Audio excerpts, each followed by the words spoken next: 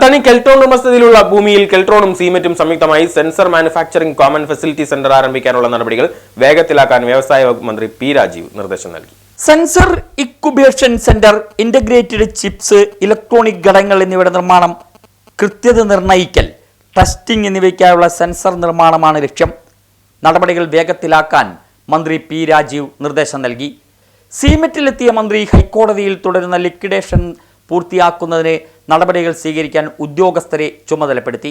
Core team രൂപീകരിക്കാൻ തീരുമാനിച്ചു. MLA Xavier ചിറ്റിലപ്പള്ളിയും മന്ത്രിയോടൊപ്പം ഉണ്ടായിരുന്നു. 12.19 ഏക്കർ ഭൂമിയും കെട്ടിടവും അടങ്ങുന്ന ആസ്തിയുടെ ബാധ്യത 44.13 കോടിയാണ്.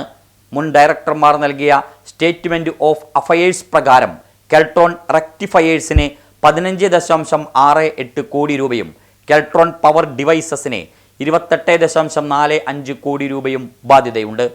പുനരുദ്ധാരണ പ്രവർത്തനങ്ങളുടെ ഭാഗമായി 100 മെഗാവാട്ട് സോളാർ പാനൽ നിർമ്മാണ യൂണിറ്റ് തുടങ്ങുന്നതിനുള്ള പ്രൊജക്റ്റും റിവൈവൽ പ്രൊപ്പോസൽ സ്കീമും നേരത്തെ ഹൈക്കോടതി മുമ്പാകെ വ്യവസായ വകുപ്പ് സമർപ്പിച്ചിരുന്നു.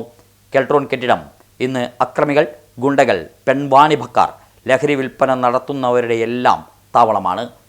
കെട്ടിടം കാട്ടുപൊന്തയ്ക്കുള്ളിലാണ്.